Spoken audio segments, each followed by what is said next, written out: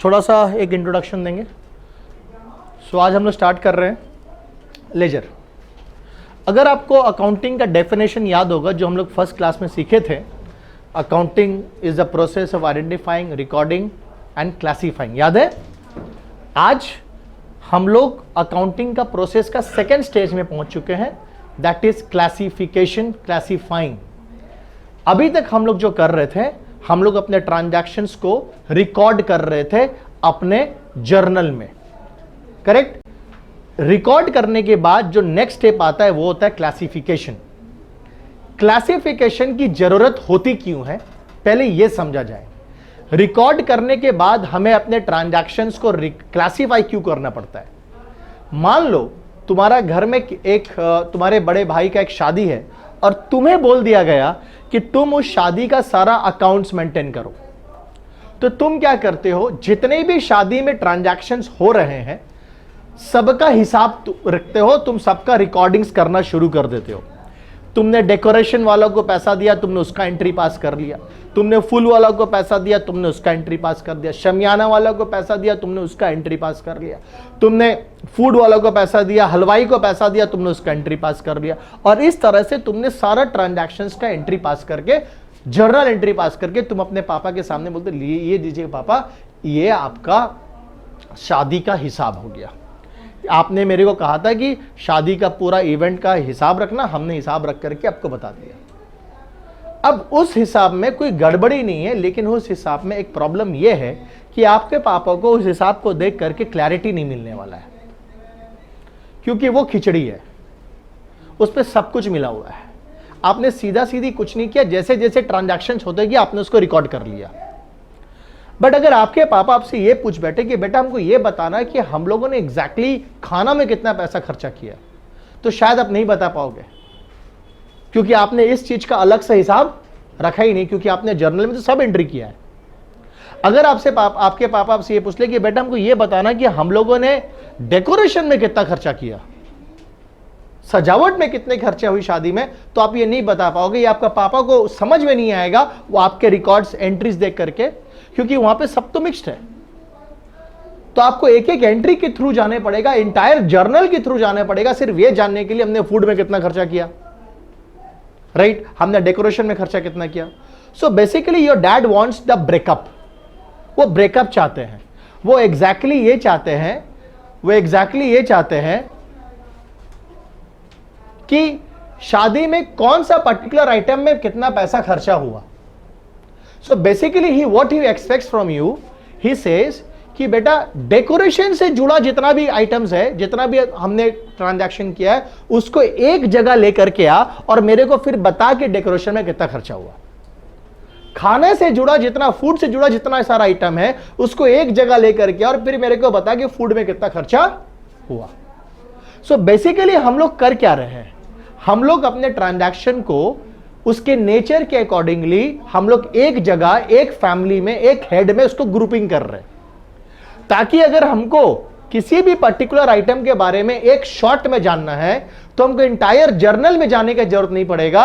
उसी particular item से related जहां पे इंफॉर्मेशन मैंने लिखा हम उसके बजाएंगे। अभी फॉर एग्जाम्पल मान लो कि तुम लोग सब, मेरा एक दुकान है और उस दुकान में मेरे ग्रोसरी का शॉप है और उसमें तुम लोग सब कोई मेरे कस्टमर हो, सब कोई तुम लोग मेरे पास आते हो, राइट? और तुम लोगों के साथ मेरा ट्रांजैक्शन चल रहा है, तुम लोग उधार में भी सामान खरीदते हो। अब जब तुम लोग मेरे से उधार में सामान खरीदो, मैं एंट्री पास कर रहे हैं, तुम में से कोई मेरे को पैसा भी लाकर दे रहा है, उसका भी एंट्री पास कर रहे हैं, करेक्ट? लेकिन अगर मान लो at any point of time तुम में से कोई भी आके मेरे से ये पूछ बैठा कि भैया मेरा हिसाब बताइए तो कितना का हुआ, हम अपना क्लियर करना चाहते हैं, तो हमको पिन पॉइंटली हमको सिर्फ तुम्हारा ही ट्रांजैक्शंस को ढूंढना पड़ेगा जहां पे मैंने जर्नल एंट्री पास किया है, और तुम्हारा ट्रांजैक्शंस को ढूंढ करके एक जगह लेकर के आएंगे कि हमने कब कब तुमको कितना पैसा का सामान बेचा और तुमने हमको कब कब कितना पैसा दिया, और तब जाकर के हमको पता चलेगा कि अच्छा हमको तुमसे इतना पैसा और मिलना है, और हम तुमको बताएंगे देख बेटा तेरा इतना पैसा ड्यू है। अगर मान लो हम यही काम ऐसा करें कि जितना तुम लोग है, हर इंसान के लिए, हर कस्टमर के लिए मैं एक कॉपी में एक पेज डेडिकेट कर दूं, और हर पेज एक स्टूडेंट को, एक कस्टमर को डेडिकेट है, उस कस्टमर से रिलेटेड ट्रांजैक्शन उसका ही पेज में रिकॉर्ड होगा। तो कल को रात को 12 बजे भी तुम हमको फोन करके पूछोगे कि भैया मेरा हिसाब बताइए, तो हमको पूरा जर्नल में जाने की जरूरत नहीं, हम सीधा तुम्हारा नाम का जो पेज रखे हैं हम सीधा उसी पेज में जाएंगे, क्योंकि हमने तुम्हारा क्या किया, तुम्हारा रिलेटेड जितना भी एक्टिविटी था, फॉर एग्जांपल सुवर्षा का रिलेटेड जितनी भी एक्टिविटी थी मैंने सुवर्षा का पेज में लिख लिया। तो पहले तो मैंने सारा जर्नल एंट्री पास किया, लेकिन मैंने फिर नेक्स्ट स्टेप क्या किया, मैंने क्लासिफिकेशन शुरू किया। कैसे? जो मेरा पास जर्नल मौजूद है उसमें से सुवर्षा का रिलेटेड जितना भी एंट्रीज है मैंने उसको अलग पेज में लिखना शुरू कर दिया, ताकि अगर सुवर्षा हमको कभी भी हमसे पूछ बैठे कि मेरा हिसाब बताइए कितना है, तो हमको पूरा जर्नल में जाने की जरूरत नहीं पड़ेगा। हम सीधा कहां पे जाएंगे, सुवर्षा का जो पेज है उस पेज में जाएंगे और वहां से उसका हिसाब देख करके हम सुवर्षा को तुरंत बता देंगे। सो बताओ इससे क्या हुआ, मेरा अकाउंटिंग सिस्टम और सिंपल हुआ, राइट? और सिंपल हुआ, मेरा अकाउंटिंग सिस्टम और मीनिंगफुल बन रहा है। इसीलिए क्लासिफिकेशन की जरूरत पड़ती है, ताकि आप जितना भी अकाउंट्स खोले हैं उसके बारे में अगर आपको किसी भी पर्टिकुलर अकाउंट का अगर आपको एक बार में पोजीशन जानना है तो आपको इंटायर जर्नल की गो थ्रू करना ना पड़े, आप स्पेसिफिकली उस पर्टिकुलर आइटम का अकाउंट में जाइए और आपको उसका डिटेल्स पता चल जाएगा। ये क्या है? ये कुछ नहीं बल्कि लेजर है। सो लेजर क्या है हमने आपको ये नहीं बताया, मैंने आपको ये बता दिया कि हम लोग क्लासिफिकेशन क्यों करते हैं, मतलब हम लोग लेजर क्यों बनाते हैं। समझ में आ रहा है? सो बेसिकली आप अपने ट्रांजैक्शंस को देखकर हर आइटम्स का एक अलग सेपरेट अकाउंट खोल देते हैं और उस आइटम से रिलेटेड जितना भी ट्रांजैक्शन हुआ है आप उसी का अकाउंट में लिखिएगा। सो सुवर्षा के लिए अगर मैंने कॉपी में एक पेज डेडिकेट कर दिया है, मान लो इस पेज में मैंने सुवर्षा लिख दिया है, तो इस पेज में सिर्फ और सिर्फ सुवर्षा का रिलेटेड ही एंट्रीज पास होगा। इस पेज में हम किसी और का एंट्री पास नहीं करेंगे। समझ में आ रहा है? Getting my point? So this page is what, this page is dedicated to Suvarsha, right? This page is dedicated to Suvarsha. Clear? This page records the entries of Suvarsha. So what is this page? This is nothing. This is a ledger of Suvarsha. A separate account. What I did, I classified. What classification I did? मेरा जितना भी journal entries था उस entry से मैंने सुवर्षा अग्रवाल का related जितना भी एंट्रीज था उसको एक ग्रुप में ला दिया और वो ग्रुप का नाम क्या लिखा, सुवर्षा अग्रवाल। सो सुवर्षा रिलेटेड सारा एंट्रीज वहां पे आ गया। सो इससे मेरा अकाउंटिंग सिस्टम सिंपल होगा कि नहीं होगा? यही तो तुम्हारे पापा भी चाह रहे थे जब तुमको बोले हिसाब करने के लिए शादी का। तो तुमको क्या करना था, पहले तो मैंने सारा एंट्री पास कर लिया, अब वहां से डेकोरेशन से रिलेटेड एंट्री अलग, राइट? फूड वाला सारा ट्रांजैक्शन को अलग, ट्रांसपोर्टेशन, सजावट, सबका आइटम्स का हिसाब, ट्रांजैक्शन सब क्या करने लगे आप, अलग अलग करने लगे, ताकि आपको अगर पता करना है कि at particular point of time कि मेरा डेकोरेशन में कितना खर्चा हुआ, तो आपको एग्जैक्टली डेकोरेशन का खाता में जाओ, डेकोरेशन का अकाउंट में जाओ, डेकोरेशन का लेजर में जाओ और आपको डेकोरेशन के बारे पता चल जाएगा। समझ में आया? So what I am trying to tell you, I am going to explain this with the help of an example. यहां पे 5 ट्रांजैक्शन है हमारा। एक है स्टार्टेड बिजनेस विद कैश 50,000, तो इसको हम लोग पहले जर्नल में रिकॉर्ड करते हैं। जर्नल है हमारा, जर्नल एंट्री होगा cash account debit to capital account 50,000। समझ में आया? क्लियर है? सेकेंड एंट्री है पेड सैलरी, इसका जर्नल एंट्री होगा salary account debit to cash, कितना 1000।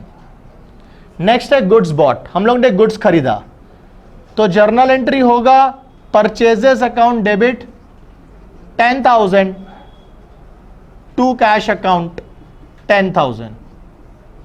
Paid rent, rent account debit to cash account, कितना 1000।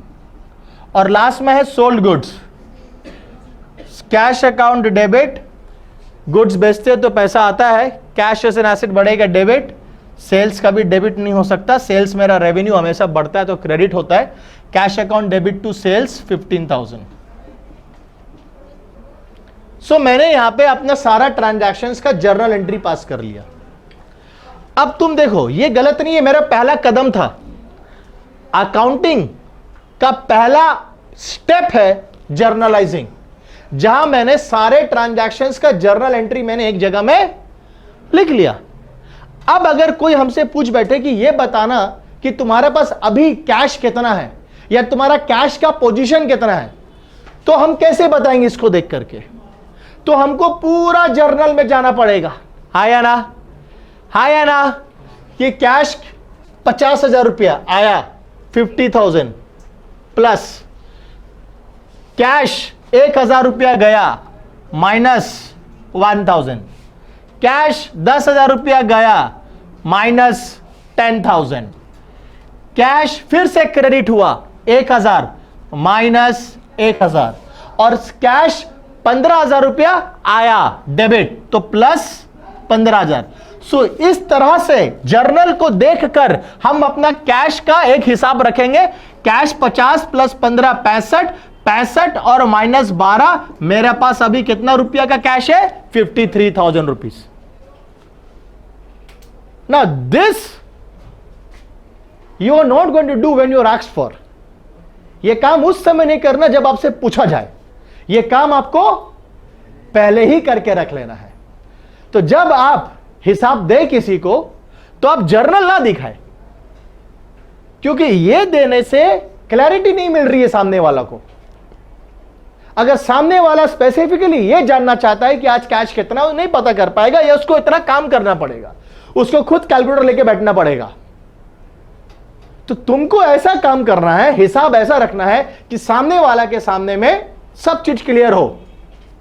इसलिए मैंने पहला काम तो रिकॉर्ड कर लिया। अब मेरा सेकंड काम क्या होगा? लेजर। जर्नल और लेजर ये दो सबसे इंपॉर्टेंट चक्का है, ये वो व्हील है जिससे अकाउंटिंग की साइकिल चलती है। मैंने कहा था आपको कि अकाउंटिंग एक साइकिल है, एक साइकिल जैसा है, जितना चलाओगे उतना उसमें मास्टरी होगा। उसी तरह याद रखना कि अकाउंटिंग का दो पहिया है। अगर अकाउंटिंग एक साइकिल है तो उसका दो पहिया है, जर्नल और लेजर। इस दोनों पहिया में से भी एक पहिया अगर पंक्चर हुआ तो साइकिल गिरेगा और आप साइकिल चला नहीं पाओगे। यानी कि ये दोनों आपको क्लियर होना चाहिए। Without journal you can not do ledger, and without ledger आगे का काम आगे नहीं बढ़ पाएगा। Because accounting is a process of journalising, recording, classifying, और उसके बाद और भी था। अभी आज हम लोग सिर्फ सेकेंड स्टेप में हैं। तो यह लेजर समझना, लेजर क्या है, यह समझने से ज्यादा इंपॉर्टेंट होता है कि यह समझो कि लेजर क्यों बनाया जाता है। अगर आप यह समझ में आ गया ना आपको कि लेजर हम लोग बनाते क्यों, जरूरत क्या है, हेडेक क्यों लेते हैं इतना, अगर यह जरूरत समझ में आ गया ना तो आपको लेजर ऑटोमेटिकली समझ में आ जाएगा। इसलिए हम तब से आपको लेजर का डेफिनेशन नहीं बता रहे, हम तब से आपको यही समझाने की कोशिश कर रहे हैं कि देख समझ कि लेजर का इंपॉर्टेंस क्या है, लेजर बनाया क्यों जाता है, क्या कारण है कि हमको क्लासिफिकेशन करना पड़ रहा है। अब तुमको समझ में आ रहा है?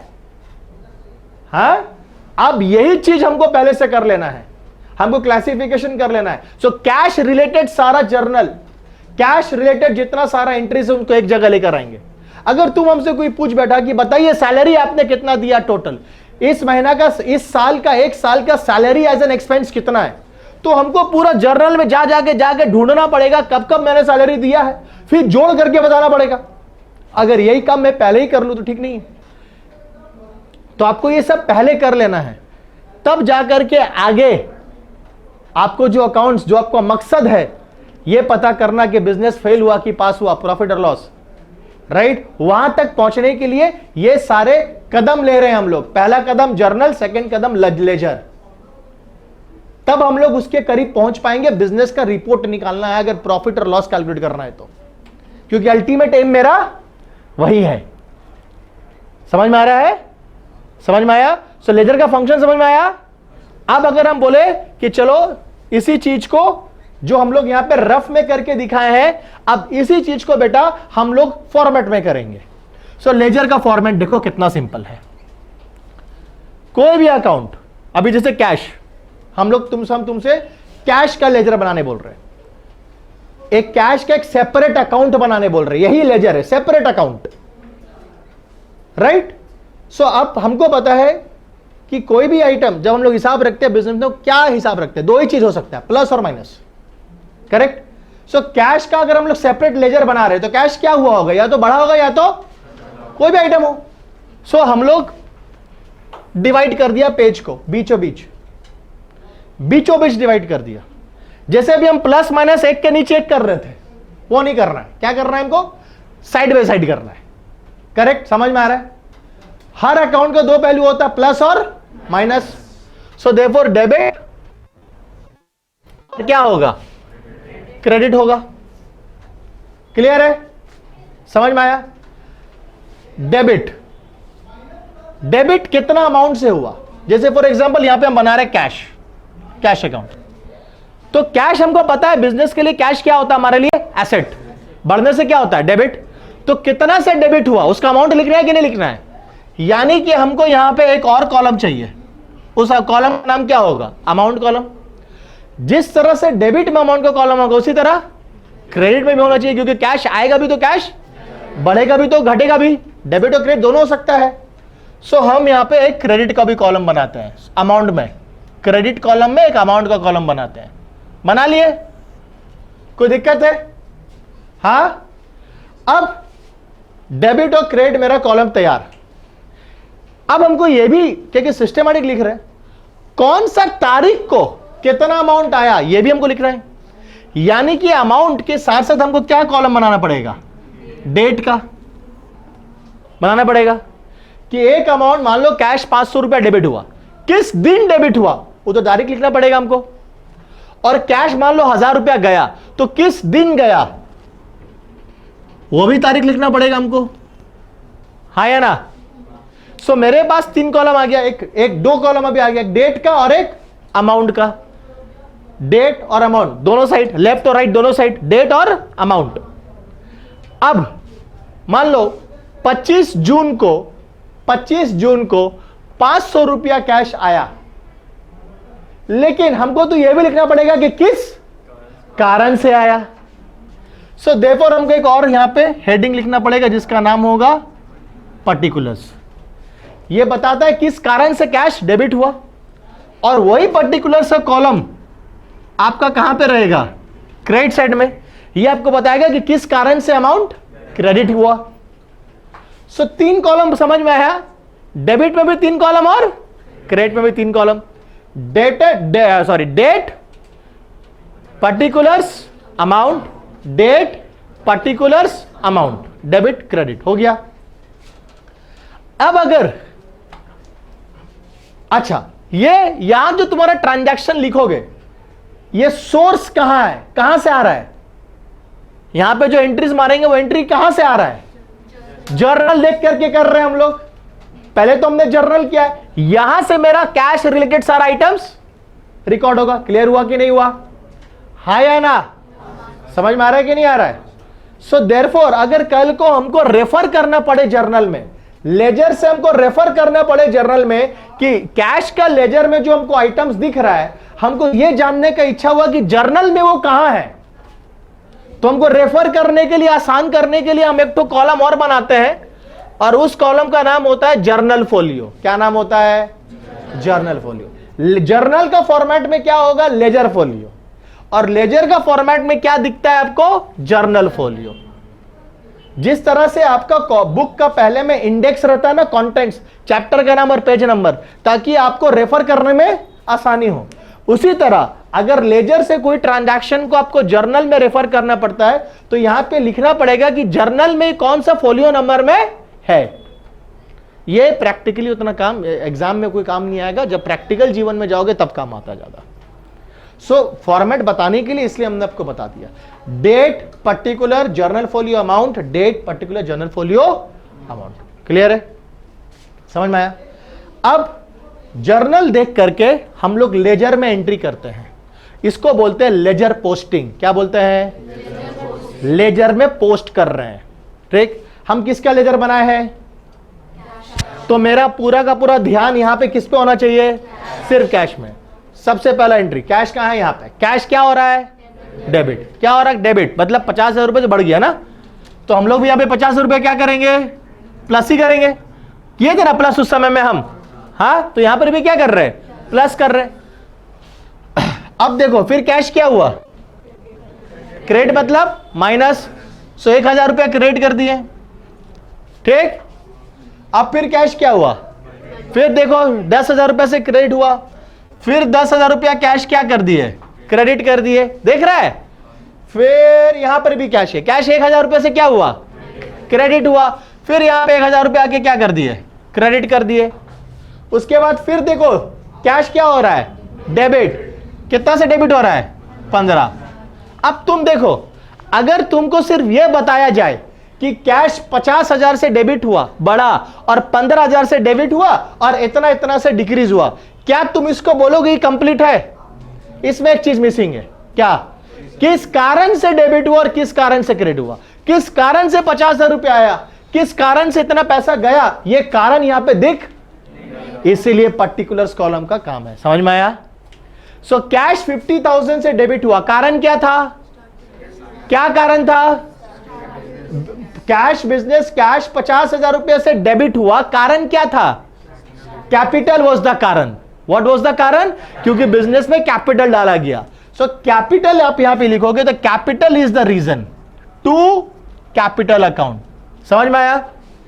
15,000 रुपया यहां पे कैश डेबिट हुआ, कारण क्या था फिर से 15,000 रुपया आने का? सेल्स वॉज द कारण। सो आप यहां पे आके लिखोगे टू सेल्स अकाउंट। क्लियर है? अब 1,000 रुपया यहां पे कैश क्या हुआ था? क्रेडिट। कारण क्या था? सैलरी। तो यहां पे आप लिखोगे बाय सैलरी। याद रखना, डेबिट में टू और क्रेडिट में बाय। फिर तुम देखो 10,000 रुपया से कैश गया, कारण क्या था? यहां दिख रहा है, उसका कॉरेस्पॉन्डिंग आपका कारण है। कारण क्या था? परचेज। तो यहां पे आके लिखो बाय परचेज, ठीक है। फिर 1,000 रुपया गया, किस कारण से गया?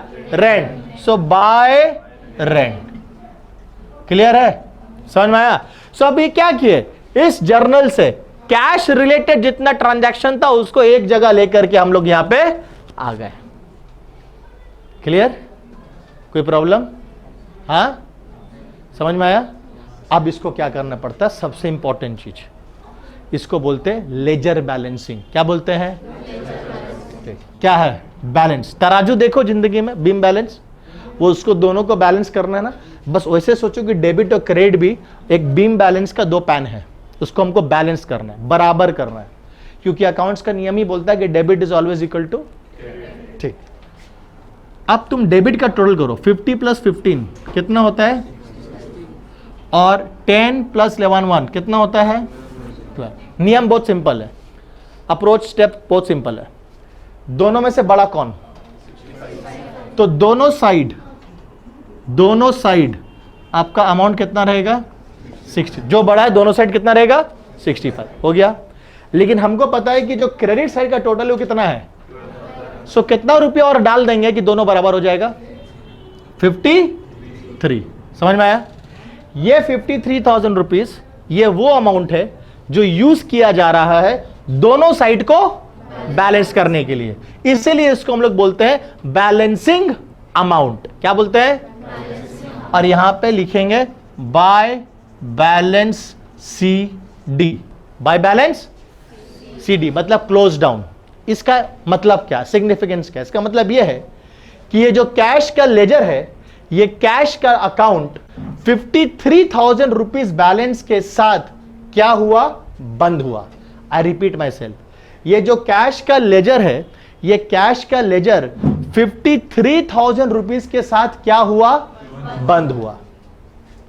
इसका एक और मतलब है, इसको ऐसे समझ सकते हैं कि अगर अभी तुमसे कोई पूछे कि बताओ तुम्हारे पास कैश का बैलेंस कितना है, तो तुम सीधा क्या बोलोगे? 53,000। रात को 12 बजे कोई तुमसे पूछे कि बताओ कैश का बैलेंस कितना है, तुमको करना कुछ नहीं है, कैश का लेजर में जाना और बैलेंसिंग अमाउंट देख लेना है, तुमको पता चलेगा 53,000 है। समझ में आया? अब जिस अमाउंट के साथ, अच्छा, इस बैलेंस को हम लोग डेबिट बैलेंस के नाम से जानते हैं। किस बैलेंस के नाम से? अब तुम लोग सोचते हो कि भैया आप इसको डेबिट बैलेंस क्यों बोल रहे हैं? क्योंकि लिखे कहां पे हम? तो इसको डेबिट बैलेंस क्यों बोल रहे हैं? डेबिट बैलेंस इसलिए बोल रहे हैं क्योंकि कैश अकाउंट का debit side is greater than credit side by how much? 53,000। इसका डेबिट साइड भारी है। क्या है? सो देयरफॉर इस बैलेंस को भी हम लोग कौन सा बैलेंस बोलेंगे? डेबिट बैलेंस, क्योंकि ये 53,000 से कैश का लेजर डेबिट साइड, कैश का डेबिट साइड 53,000 से बड़ा है, तो उसका जो बैलेंसिंग अमाउंट उसका नाम क्या हो जाएगा? Debit balance. क्या हो जाएगा? और अब इसी बैलेंस के साथ नेक्स्ट ईयर, नेक्स्ट डे या नेक्स्ट मंथ तुम क्या करोगे? अपना कैश का अकाउंट फिर से क्या करोगे? खोलोगे। तो जब तुम मान लो ये आज जून 30 का है ये, तो कल को 1 जुलाई को जब तुम्हारा कैश का लेजर या कैश अकाउंट या कैश का हिसाब रखना शुरू करोगे, तो तुम कैश का हिसाब कहां से रखना शुरू करोगे? यही 53,000 से कंटिन्यू करोगे, हाँ या ना? यही 53,000 से कंटिन्यू करोगे कि नहीं करोगे? कि तुम जुलाई में नया शुरू कर दोगे? नहीं ना, क्या करोगे? इसी 53,000 से कंटिन्यू करोगे। समझ में आ रहा है कि नहीं आ रहा है? सो आज का जो सीडी है, मतलब आज मैंने जिस अमाउंट से बंद किया, कल मैं उसी अमाउंट से खोलूंगा, स्टार्ट करूंगा। आज मैं जिस अमाउंट से लेजर को बंद किया, उसी अमाउंट से कल मैं क्या करूंगा? खोलूंगा। समझ में आया? स्टार्ट करूंगा। किसको खोलूंगा? लेजर को फिर से उसी अमाउंट के साथ खोलूंगा। कोई दिक्कत है?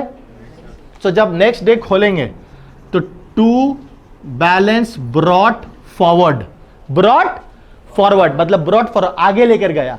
किस बैलेंस को आगे लेकर गया? इस 53,000 को आगे लेकर गया। और तुम देखो हम कहां पे लिख रहे हैं?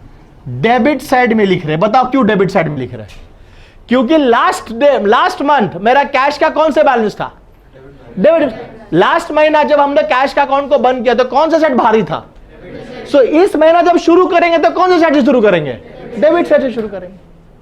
क्लियर है? This is what is the concept of ledger, and the more we do, the more expert we become.